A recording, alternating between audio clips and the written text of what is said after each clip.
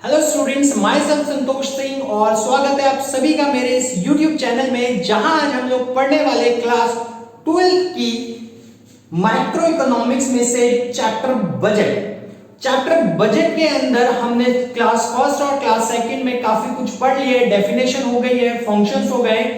आज हम लोग करने वाले हैं कंपोनेंट्स ऑफ बजट्स। तो आज कंपोनेंट्स ऑफ बजट के अंदर हम पढ़ेंगे कि बजट के कौन कौन से कंपोनेंट होते हैं और उसके अंदर क्या क्या चीजें आती हैं और कैसे हम लोग पता लगाते हैं कि ये कौन से कंपोनेंट का हिस्सा है। तो क्लास चलिए शुरू करते हैं। ओके क्लास, तो बजट के अंदर जब हम लोग बात करते हैं तो we have two types of components. Budget के अंदर हमारे पास एक रेवेन्यू बजट है, दूसरी तरफ हमारे पास कैपिटल बजट है। क्या होता है रेवेन्यू बजट, क्या होता है कैपिटल बजट? बच्चों देखो, कैपिटल बजट और रेवेन्यू बजट की डेफिनेशन और इसके अंदर जो कंपोनेंट है उनकी डेफिनेशन अगर जो खोपड़े में घुस गई तो गारंटी, विश्वास मानिए मेरा, आपके पास जितने भी इससे रिलेटेड क्वेश्चन आएंगे आपका एक भी क्वेश्चन छूटने नहीं वाला है।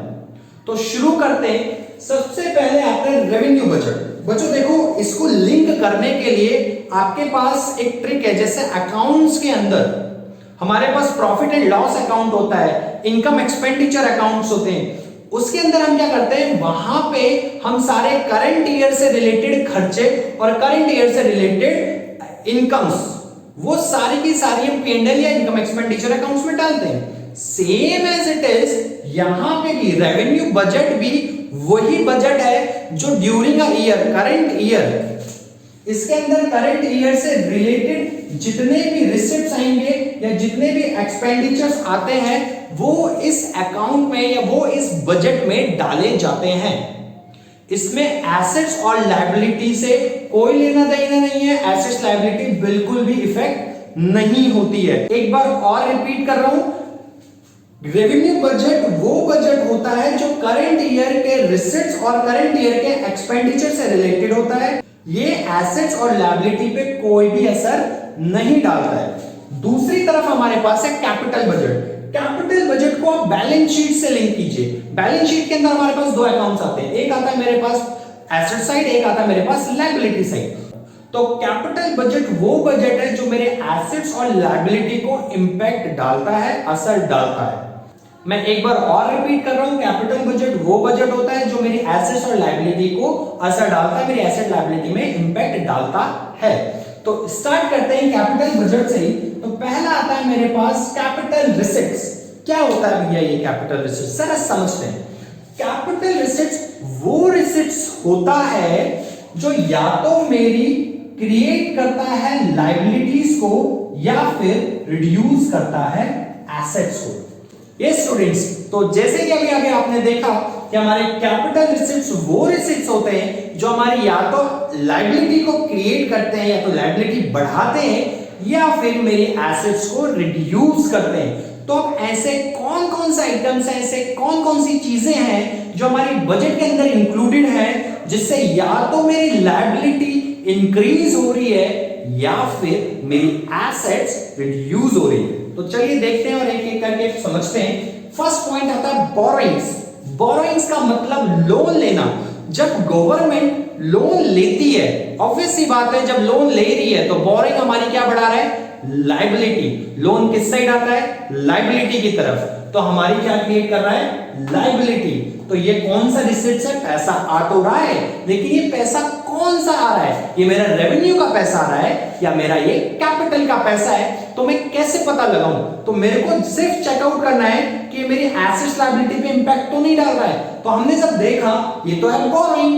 बोरोइंग क्या होती है, लायबिलिटी। और लायबिलिटी को ये क्या कर रहा है, ये लायबिलिटी को मेरी बढ़ा रहा है। क्यों? क्योंकि बोरोइंग लेने से मेरी लायबिलिटी बढ़ जाएगी। तो क्या हो गया, इट क्रिएट अ लायबिलिटी, हमारी लायबिलिटी क्रिएट कर रहा है। तो ये क्या है, मेरा कैपिटल रिसिप्ट्स। आई होप सो ये पॉइंट समझ में आया हो। अब बोरोइंग हम बहुत अलग अलग लोगों से अलग अलग तरीके से, पब्लिक से लेते हैं, आरबीआई से लेते हैं, वर्ल्ड बैंक से लेते हैं, आईएमएफ से लेते हैं। तो ये जितनी भी टाइप्स ऑफ बोरोइंग्स हैं ये सारे की सारी किधर आती हैं, हमारी कैपिटल रिसिप्ट्स में। अगला आता हमारे पास डिसइन्वेस्टमेंट। भाई जैसे आपने अभी अभी सुना, रेलवे को बेचा जा रहा है, एलआईसी को प्राइवेटाइजेशन किया जा रहा है, तो ये क्या है, ये डिसइन्वेस्टमेंट होती है। सरकारी डिपार्टमेंट्स को जब सरकार मार्केट में उसके कुछ हिस्सेदारी को सेल कर देती है, जैसे आप कहते हो ना शेयर खरीदना, शेयर परचेज करना, है ना, तो इसी तरीके से जब सरकारी डिपार्टमेंट मार्केट में बिक जाते हैं, एक होता है पैसा लगाना नोन एज इन्वेस्टमेंट, जब इन्वेस्टमेंट से पैसा निकालना होता है that is known as disinvestment. तो सरकार अपनी इन्वेस्टमेंट कहां की हुई है? गवर्नमेंट डिपार्टमेंट्स पे। तो गवर्नमेंट डिपार्टमेंट्स को बेच के गवर्नमेंट डिपार्टमेंट का कुछ हिस्सा पब्लिक को, प्राइवेट को दे करके वो क्या करते हैं, थोड़ा सा पैसा इन्वेस्टमेंट से निकाल लेते हैं, that is known as disinvestment. तो ये डिसइन्वेस्टमेंट क्या कर रही है? मेरी एक एसेट थी जो मैंने मार्केट में क्रिएट की हुई थी, फॉर एग्जांपल रेलवे हमारी एक एसेट्स है, और वो एसेट्स को या फिर उस एसेट्स का कुछ हिस्सा मैं मार्केट में सेल कर दूंगा, तो मेरी एसेट्स क्या हो जाएगी? कम हो जाएगी। आई होप सो समझ में आया हो। जब मैंने अपनी रेलवे का कुछ हिस्सा प्राइवेट को बेच दिया, तो मेरे पास जो एसेट्स रह गई वो पहले 100% थी, मैंने 30% मार्केट में सेल कर दी, तो मेरे पास 70 रह गई, तो मेरी एसेट्स घट गई। एसेट घट गई मींस रिड्यूस एसेट्स हो रहा है, जिससे मेरे पास पैसा आ रहा है। पैसा आने से क्या हो रहा है? एसेट्स घट रहा है। तो एसेट्स घट रहा है तो कौन सा receipts? Capital receipts. Yes. Now next one is recovery of loan. अब क्या होता है रिकवरी ऑफ लोन? बच्चों देखो क्या होता है, एक तो होता है लोन को लेना, मैंने किसी से लोन लिया, that is known as liability, वो मेरी लायबिलिटी है। लेकिन दूसरी तरफ एक और हिस्सा आता है जहां पे सरकार लोन देती है। अब सरकार लोन स्टेट गवर्नमेंट को दे सकती है, यूनियन टेरिटरीज को दे सकती है, किसी पार्टी को दे सकती है, कुछ भी। लेकिन जब गवर्नमेंट किसी को लोन दे रही है, और फॉर एग्जाम्पल वो जब लोन देगी तो वो उसकी किस साइड आएगा? वो उसकी एसेट्स के साइड आएगा, क्योंकि सरकार ने लोन दिया है, तो आने वाले टाइम पे वो लोन का पैसा वापस आएगा, तो वो उसके लिए क्या क्रिएट कर रहा है? एसेट्स। तो वो जो लोन दिया गया है वो उसका एसेट्स है, पर कुछ टाइम बाद जब वो लोन वापस रीपेमेंट हो जाएगा, रिकवर हो जाएगा, तो वो जो एसेट्स लिखी हुई है वो क्या हो जाएगी? वो घट जाएगी। आई अगेन रिपीट, जो लोन दिया हुआ है वो मेरे लिए एसेट्स है, और जब वो लोन मेरे को वापस रीपेड हो जाएगा तो मेरे एसेट्स डाउन हो गई, घट गई। अब एसेट्स में वो जो लोन था वो खत्म हो गया, जिससे मेरी एसेट्स घटी। एसेट्स घटी तो वो क्या है? कैपिटल रिसेट्स तो पैसा तो आया, लेकिन उससे मेरी एसेट्स घट गई। Okay, next one is small saving. देखो क्या होता है बच्चों, स्मॉल सेविंग, प्रोविडेंट फंड, ये जो जनरल पब्लिक का पैसा है, जो लोग प्रोविडेंट फंड में कटाते हैं, छोटे छोटे सेविंग्स, डाकघर में सेविंग्स कर लिए, छोटे छोटी जगहों पे उन्होंने सेविंग्स किए हैं, और वो सेविंग करके रख दिए। गवर्नमेंट ने प्रोविडेंट फंड काट दिया। भाई जितने भी सरकारी डिपार्टमेंट के लोग हैं उनको तो पीएफ कटता ही करता है, प्राइवेट सेक्टर का भी करता है। अब ये पीएफ कब दिया जाता है? जब वो जॉब छोड़ते हैं। कोई सरकारी आदमी 60 साल बाद नौकरी छोड़ेगा, जब तक वो नौकरी छोड़ेगा तब तक उसका पैसा कहां रखा हुआ है? उसका पैसा सेव किया हुआ है। किसके पास? सरकार के पास। पैसा कौन यूज कर रहा है? गवर्नमेंट कर रही है। पैसा यूज करने के बाद गवर्नमेंट को क्या करना पड़ेगा? रीपे करना पड़ेगा। तो जब तक वो पैसा यूज कर रही है तब तक वो क्या क्रिएट कर रही है? लायबिलिटी। आई अगेन रिपीट, जो भी लोग पीएफ सबमिट करते हैं उस पीएफ का वो जो स्मॉल सेविंग्स होती हैं वो पैसा कौन ले लेता है? गवर्नमेंट यूज कर लेती है। तुम्हारे को कुछ फिक्स इंटरेस्ट मिलता रहता है, लेकिन उस पैसे को यूज अल्टीमेटली सरकार कर रही है। तो सरकार एक तरीके से लोन का ही प्रोसीजर मान लो, बट ये पीएफ से लिया हुआ पैसा है जिसका पेमेंट सरकार को पे करना होता है जब एम्प्लॉय रिटायर होगा। तो अल्टीमेटली ये भी क्या है? एक लायबिलिटी है। तो ये जो पैसा यूज करती है, चाहे वो स्मॉल सेविंग से हो चाहे प्रोविडेंट फंड से हो, ये दोनों ही हमारी लायबिलिटी को क्रिएट कर रहे हैं। तो इसीलिए ये भी रिसिट्स आ तो रहा है। तो कौन सा रिसिट्स आ रहा है? ये capital receipts, because it create our liability. I hope so समझ में आया हो। अब चलते हैं हम हमारे दूसरे कंपोनेंट की तरफ, रेवेन्यू रिसिट्स। ओके क्लास, अब चलते हैं हम लोग हमारे नेक्स्ट रिसिट्स पे, जो कि हमारे पास रेवेन्यू रिसिट्स। रेवेन्यू रिसिट्स कौन से रिसिट्स होती है? रेवेन्यू रिसिट्स इसका ही जस्ट अपोजिट होता है। Neither create liability nor reduce assets. Revenue receipts वो रिसिट्स होता है जो हम साल भर में, जो हमारे को रिसिट्स आती है, एक गवर्नमेंट को पूरे साल भर में अलग अलग सोर्स से जो पैसा मिलता है वो पैसा रेवेन्यू रिसिट्स होता है। और वो रेवेन्यू रिसिट्स ना तो मेरी लायबिलिटी क्रिएट करती है और ना ही मेरी एसेट्स को रिड्यूस करती है। तो ऐसे कौन कौन से रिसिट्स हैं जिससे मेरी एसेट्स और लायबिलिटी पे तो असर पड़ता नहीं है पर सरकार को पैसा मिल रहा है। चलिए चलते हैं दूसरी स्लाइड में और देखते हैं वो कौन कौन सी चीजें। ओके क्लास, सो अब हम करने जा रहे हैं हमारा रेवेन्यू रिसिट्स। बच्चों अभी अभी हमने पढ़ा कैपिटल रिसिट्स के बारे में। कैपिटल रिसिट्स पैसा आ रहा है लेकिन उस पैसे से या तो मेरी लायबिलिटी बढ़ रही है, मैं लोन लेके या किसी से पैसा ले रहा हूं जिसकी वजह से मेरी लायबिलिटी बढ़ रही है, या फिर मैं अपना एसेट सेल कर रहा हूं और मेरे को पैसा मिल रहा है। बट जब हम बात करते हैं रेवेन्यू रिसिट्स की, तो रेवेन्यू रिसिट्स वो रिसिट्स है जिससे मेरे को पैसा मिल तो रहा है, मेरे को बोले तो यहाँ पे गवर्नमेंट है जिससे गवर्नमेंट को पैसा मिल रहा है, बट उससे गवर्नमेंट की ना तो लायबिलिटी क्रिएट हो रही है और ना ही रिड्यूस हो रही है उसकी एसेट्स। तो ऐसे कौन कौन से आइटम्स हैं जिनसे गवर्नमेंट की एसेट्स लायबिलिटी पे कोई इंपैक्ट नहीं पड़ता है बट गवर्नमेंट को रिसिट्स आती हैं? तो जरा देखते हैं हम लोग। बच्चों देखो, फर्स्ट इसके अंदर आता है टैक्सेबल, नेक्स्ट आता है इसके अंदर non taxable. One by one दोनों को एक्सप्लेन करेंगे। सबसे पहले हम चलते हैं टैक्स की तरफ। तो टैक्स के अंदर कुछ आइटम्स आते हैं हमारे पास जिससे सरकार को रेवेन्यू रिसिट्स मिलती है। अब टैक्स दो टाइप के होते हैं, एक होता है मेरे पास डायरेक्ट टैक्स, एक होता है इनडायरेक्ट टैक्स। डायरेक्ट टैक्स कौन सा टैक्स है? डायरेक्ट टैक्स वो टैक्स है जिस टैक्स को मैं किसी और के ऊपर शिफ्ट नहीं कर सकता, वो टैक्स डायरेक्ट टैक्स है। समझते हैं एग्जांपल से। बच्चों जैसे कि मेरी इनकम पे टैक्स कौन देगा? मेरी इनकम पे टैक्स मैं ही दूंगा। मैं राम श्याम मोहन सोहन किसी को नहीं कह सकता, मेरे अड़ोसी पड़ोसी को, कि भैया मेरी इनकम है लेकिन टैक्स तू दे दे, कोई नहीं देगा। जिसकी इनकम टैक्स भी वही पे करता है। ये जो टैक्स है वो मैं किसी और पे शिफ्ट नहीं कर सकता। तो वो सारे टैक्स जो किसी और पे शिफ्ट नहीं किए जा सकते वो सारे टैक्स डायरेक्ट टैक्स होते हैं। तो इसके अंदर हमारे पास कौन कौन से टैक्स आते हैं? इसके अंदर हमारे पास आता है income tax. Income tax direct tax है। कॉर्पोरेट टैक्स, कॉर्पोरेट टैक्स कौन सा टैक्स होता है? जो कंपनीज जो है प्रॉफिट अर्न करती हैं, उस प्रॉफिट पे जो टैक्स लगता है वो कॉर्पोरेट टैक्स होता है। उस टैक्स पे भी आप किसी को शिफ्ट नहीं कर सकते हो, वो टैक्स भी कंपनी को ही पे करना पड़ता है, उसी कंपनी को जिसपे वो लग रहा है। तो डायरेक्ट टैक्स के अंदर हमारे पास इनकम टैक्स, कॉर्पोरेट टैक्स आते हैं जो गवर्नमेंट को डायरेक्टली रिसिट्स होते हैं। बट ये कौन से रिसिट्स है? ये रेवेन्यू रिसिट्स है। क्यों? क्योंकि वो जो टैक्स का पैसा आएगा उससे ना तो मेरी लायबिलिटी क्रिएट होगी और ना ही मेरी एसेट्स रिड्यूस होने वाली है। Next is indirect tax. अब बच्चों ये इनडायरेक्ट टैक्स होते क्या है?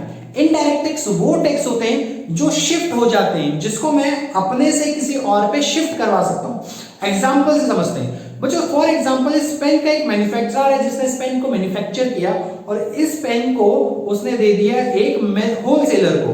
तो जैसे ही होलसेलर इससे पेन परचेज करेगा तो वो टैक्स किसके पास चला गया? होलसेलर के पास। उस टैक्स को किसने पे कर दिया? होलसेलर ने।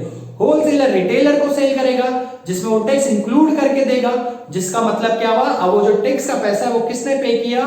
रिटेलर ने। और अल्टीमेटली आप और हम जैसे लोग इस पेन को परचेज करते हैं और लास्टली हम इस टैक्स का पेमेंट कर रहे हैं। तो क्या हो रहा है? टैक्स शिफ्ट होने पे लगा हुआ है। टैक्स मैन्युफैक्चरर ने होलसेलर पे शिफ्ट कर दिया, होलसेलर ने रिटेलर पे शिफ्ट कर दिया और रिटेलर ने कस्टमर पे शिफ्ट कर दिया।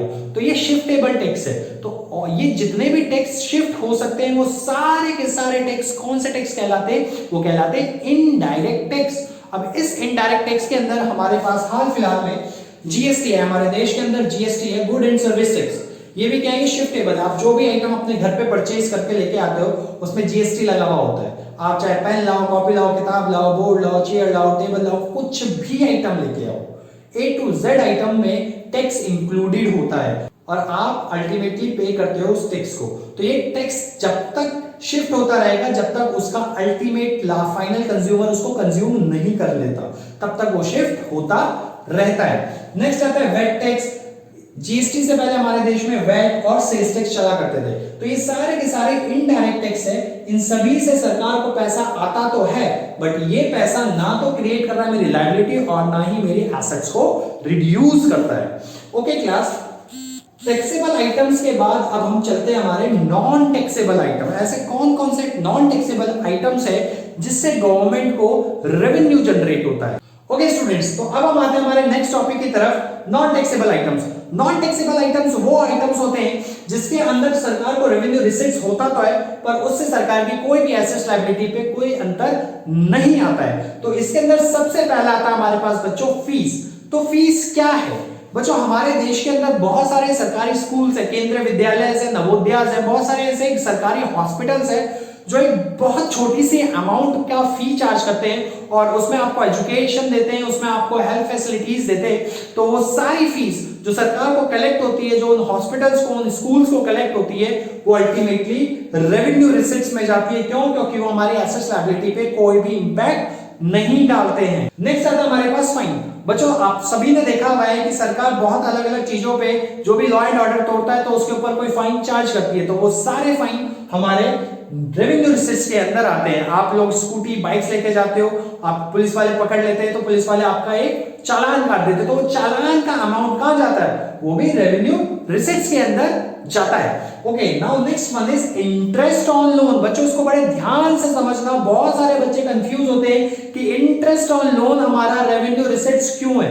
बच्चों फॉर एग्जांपल हमारी सरकार ने 10,000 रुपए स्टेट गवर्नमेंट को या फिर यूनियन टेरिटरीज को प्रोवाइड करवाए और हमने यूनियन टेरिटरी और स्टेट गवर्नमेंट को लोन दे दिया है। तो ये जो लोन है, मैंने सरकार जब लोन देती है, जब लोन दिया जाता है तो वो मेरे लिए एसेट्स है।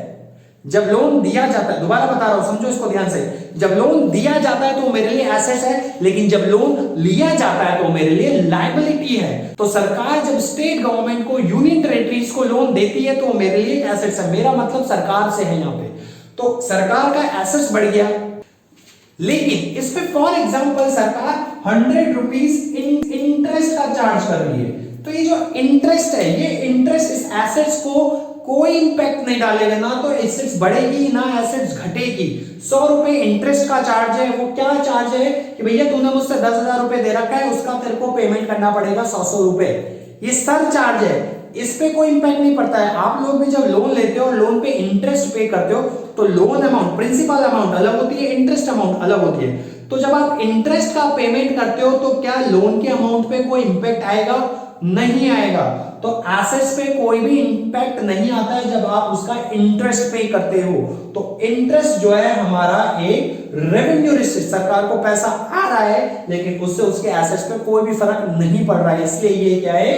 Revenue receipts. नेक्स्ट हमारे पास आता है स्पेशल असेसमेंट। क्या होता है बच्चों ये स्पेशल असेसमेंट?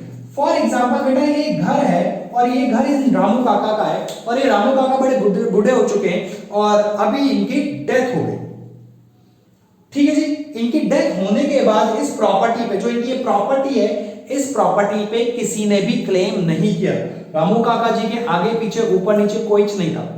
अब कोई नहीं है तो इस प्रॉपर्टी पे कोई क्लेम नहीं कर रहा। जब किसी प्रॉपर्टी पे कोई क्लेम नहीं करता तो सरकार की प्रॉपर्टी हो जाती है, तो वो किसे क्या कहलाती है? वो कहलाती है एस्टीट। तो वो क्या है? वो है रेवेन्यू रिसीट्स।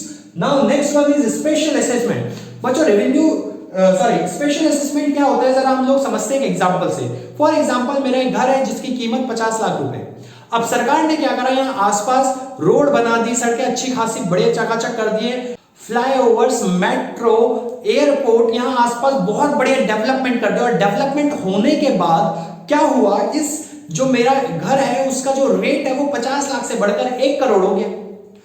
अब मैंने कुछ नहीं किया है, लेकिन सरकार ने आसपास इन्वेस्टमेंट करने से आसपास की जमीनें महंगी हो गई, जिसमें मेरा भी फायदा हो गया, है ना। अब मेरा फायदा हो गया तो सरकार को बिल्कुल पसंद नहीं है, भैया काम मैं करूं फायदा तेरे को। तो ऐसा है बेटा, तेरे को फायदा हो रहा है, बहुत अच्छी बात है, लेकिन इस फायदे में थोड़ा पैसा मेरे को भी बनता है। तो सरकार जब आसपास इन्वेस्टमेंट करती है और डेवलपमेंट हो जाता है, डेवलपमेंट होने की वजह से आसपास के प्रॉपर्टीज के रेट बढ़ जाते हैं, तो उसका कुछ सरचार्ज हमारे को गवर्नमेंट को देना पड़ता है। वो क्या होता है, उसको आप कहते हो स्पेशल असेसमेंट। अब इससे भी कोई एसेट लायबिलिटी सरकार की नहीं बढ़ रही है, लेकिन पैसा आ रहा है। Clear? Okay, now last one is profit on investment. Profit on investment, dividend on investment, ये सारे के सारे आइटम से इस इंटरेस्ट पेमेंट की तरह। बच्चों इन्वेस्टमेंट भी हमारे एसेट्स है। इन्वेस्टमेंट भी हमारा एक एसेट्स है, लेकिन उस इन्वेस्टमेंट में आपको जो भी प्रॉफिट मिलता है या फिर जो भी डिविडेंड मिलता है, वो प्रॉफिट डिविडेंड आपके एसेट्स को कोई इंपैक्ट नहीं डालता है। इन्वेस्टमेंट बिल्कुल आपका एसेट्स है, लेकिन उस इन्वेस्टमेंट से होने वाली जो कमाई है वो आपका रेवेन्यू रिसिप्ट्स है, क्योंकि वो प्रॉफिट, वो डिविडेंड आपके एसेट्स को ना तो कोई रिड्यूस नहीं करता है, ना ही आपकी लायबिलिटी को क्रिएट करता है। तो जब वो ये दोनों इंपैक्ट नहीं डाल रहा है, लेकिन उसके बावजूद भी पैसा आ रहा है, तो पैसा कौन सा पैसा? रेवेन्यू रिसिप्ट्स का पैसा। आई होप सो आपको ये सारे पॉइंट समझ में आए हों। और अब चलते हैं हम अपने एक्सपेंडिचर्स की तरफ। अब चलते हैं हमारे एक्सपेंडिचर साइड पे। तो पहला एक्सपेंडिचर है हमारे पास capital expenditure. First, capital expenditure होता क्या है, क्या है इसकी डेफिनेशन? तो कैपिटल एक्सपेंडिचर वो एक्सपेंडिचर होता है जो रिड्यूस करता है हमारी लायबिलिटी को, जो रिड्यूस करता है लायबिलिटी और क्रिएट करता है एसेट्स। तो capital expenditure are those expenditure which either reduce our liability और क्रिएट आवर एसेट्स। पता करते हैं कैसे हमारी ये लायबिलिटी को घटाता है और कैसे मेरी एसेट्स को ये बढ़ाता है। चलते हैं दूसरी स्लाइड में और देखते हैं कि कौन कौन सी चीजों से मेरी लायबिलिटी घटती है और कौन कौन सी चीजों से मेरी एसेट्स बढ़ती है। Okay class, so now next one is capital expenditure. Capital expenditure are those expenditure which either create our liability or reduce our assets.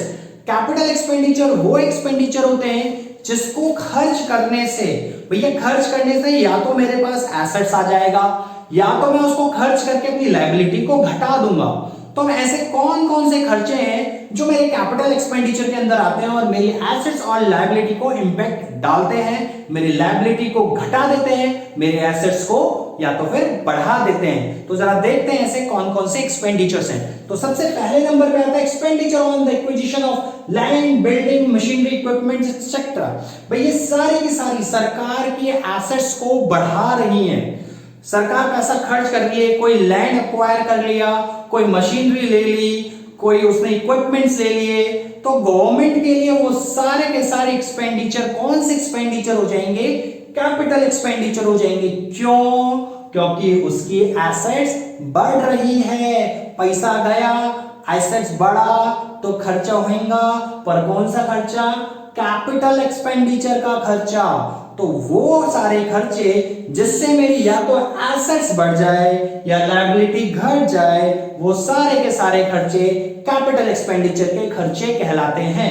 तो अगर जो गवर्नमेंट कोई लैंड ले ले, बिल्डिंग ले ले, मशीन ले ले, इक्विपमेंट्स ले ले, ये सारी की सारी मेरी एसेट्स क्रिएट कर रही है, तो ये सारे के सारे खर्चे कौन से खर्चे हो गए? हमारे कैपिटल एक्सपेंडिचर्स के। Okay, next one is investment of shares. Investment of shares, बच्चों हम लोग, आप लोग, नॉर्मल जनरल पब्लिक भी जब पैसा कहीं लगाती है तो वो क्या करती है? भैया मैंने लैंड पे कहीं पैसा लगा दिया, कहीं मैंने किसी शेयर्स पे पैसा लगा दिया, तो हम शेयर्स का इन्वेस्टमेंट कहां लिखते हैं? मेरे एसेट्स में। क्यों?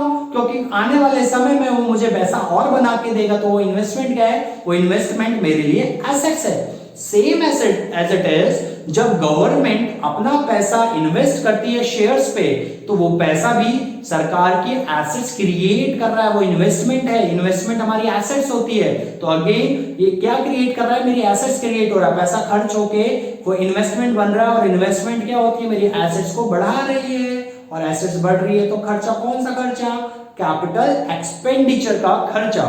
Okay, now next word, loan and advance given by the central government to state government in union territory।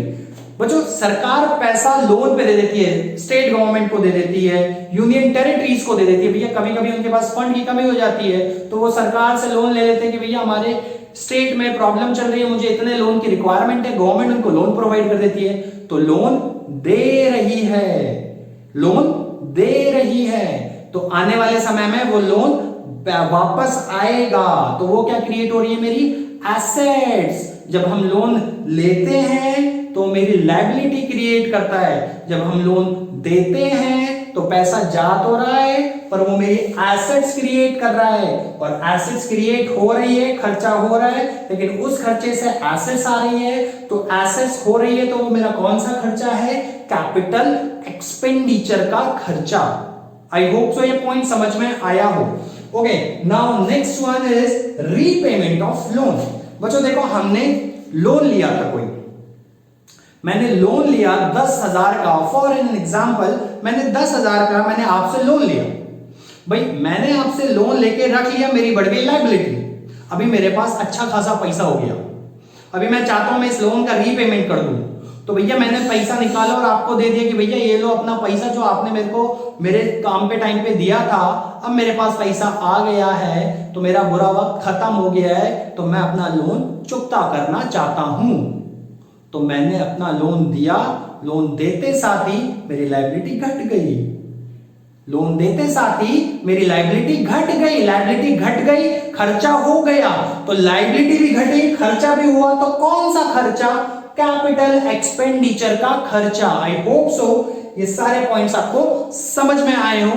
चलिए क्लास चलते हैं अब हम अपने नेक्स्ट टॉपिक की तरफ, जो है रेवेन्यू एक्सपेंडिचर। हमारे पास है रेवेन्यू एक्सपेंडिचर। अब रेवेन्यू एक्सपेंडिचर की डेफिनेशन क्या होगी? Again same, neither reduce our liability nor create assets. ये वो खर्चे होते हैं जिससे ना तो मेरी लायबिलिटी घट रही है और ना ही मेरे एसेट्स बढ़ रहे हैं। अब इसके अंदर कौन कौन सी चीजें आती है जिससे ना तो लायबिलिटी घटी ना एसेट्स बढ़े? चलिए दूसरी स्लाइड में और दिखाते हैं उसमें ऐसी क्या क्या चीजें आती है। ओके स्टूडेंट्स, तो now we are on revenue expenditure. क्या होता है रेवेन्यू एक्सपेंडिचर? रेवेन्यू एक्सपेंडिचर वो एक्सपेंडिचर है which neither reduce our liability or nor create our assets। भैया ये वो खर्चा है जिससे तो ना मेरी लायबिलिटी कम हो रही है और ना ही मेरे एसेट्स बढ़ रहे हैं। तो वो सारे खर्चे जो मेरे लायबिलिटी और एसेट्स पे कोई फर्क नहीं डालते फिर भी खर्चे हो रहे हैं, वो सारे खर्चे मेरे कौन से खर्चे? वो सारे खर्चे मेरे रेवेन्यू एक्सपेंडिचर के खर्चे। अब ये खर्चे कौन कौन से हैं जरा देखते हैं। पहले स्टूडेंट्स हमारे पास पहला जो एक्सपेंडिचर है वो है इंटरेस्ट ऑन लोन। जो भी हम लोन का इंटरेस्ट पेमेंट करते हैं, वो जो इंटरेस्ट है वो मेरा एक्सपेंडिचर है, बट वो एक्सपेंडिचर मेरे लोन को घटाता नहीं है। ध्यान से समझिए बच्चों, स्टूडेंट्स बात को देखो। क्या होता है, हम लोन लेते हैं, फॉर एग्जाम्पल मैंने 10,000 रुपए का लोन लिया, फॉर एग्जाम्पल मैंने 10,000 रुपए का लोन लिया। अब इस 10,000 रुपए पे मुझे 100 रुपए इंटरेस्ट के देने हैं, तो क्या इस इंटरेस्ट का पेमेंट करने से मेरे लोन पे कोई इफेक्ट पड़ेगा? ऑब्वियस सी बात है, नहीं पड़ेगा। ये लोन के पेमेंट के बाद जितना टाइम हम उस लोन को अपने पास रखेंगे उतना इंटरेस्ट मुझे देना पड़ेगा। जो ये इंटरेस्ट दिया जाएगा, इस इंटरेस्ट से इस लोन की अमाउंट पर कोई भी इंपैक्ट नहीं पड़ने वाला। तो ये जो इंटरेस्ट का खर्चा है, खर्चा हो तो रहा है, पर इस खर्चे से मेरी लायबिलिटी रिड्यूस नहीं हो रही। खर्चा हो रहा है, लायबिलिटी पे कोई असर नहीं, एसेट्स पे कोई असर नहीं। तो ये कौन सा खर्चा? ये रेवेन्यू एक्सपेंडिचर का खर्चा। Okay class, now second one, grants given to state government and other parties. भाई हमारे देश की सरकार, हमारी सेंट्रल गवर्नमेंट स्टेट गवर्नमेंट को, हमारी यूनियन टेरिटरी को, रेस्ट ऑफ द वर्ल्ड को डोनेशंस देती है, ग्रांट्स देती है। ये जो डोनेशन और ग्रांट्स दिए जाते हैं, इन डोनेशन और ग्रांट से मेरी एसेट्स लायबिलिटी पे अगेन कोई असर नहीं पड़ता है। ध्यान से दोबारा से समझिए बच्चों, अगर जो आप मंदिर में जाके डोनेट करते हो तो क्या आपकी कोई एसेट्स घर के अंदर आती है? नहीं आती है। आपके उस डोनेशन से क्या आपकी उधारी, आपका लायबिलिटी कोई कम हो जाता है? नहीं होता है। लेकिन जेब से तो पैसा गया, तो जेब से पैसा जा रहा है मींस आपका एक्सपेंडिचर हो रहा है, लेकिन वो जो एक्सपेंडिचर हो रहा है उससे हमारी लायबिलिटी और एसेट्स पे फर्क नहीं पड़ रहा। तो जब एसेट्स लायबिलिटी पे फर्क नहीं पड़ रहा तो कौन सी एक्सपेंडिचर्स? ये रेवेन्यू एक्सपेंडिचर। आई होप सो आपको ये पॉइंट समझ आ रहे हैं। Now next one, defence service expenditure. बच्चों हमारे देश के अंदर आर्मी है, एयरफोर्स है, नेवी है, बीएसएफ है, सीआरपीएफ है, बहुत सारे डिपार्टमेंट्स है हमारे देश के अंदर डिफेंस के अंदर।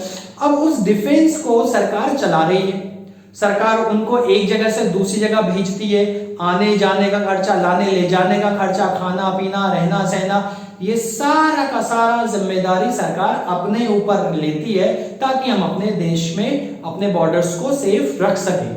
लेकिन ये जितना भी खर्चा हो रहा है, सरकार खर्च कर रही है, बट क्या उस खर्चे से मेरी कोई एसेट्स क्रिएट हो रही है?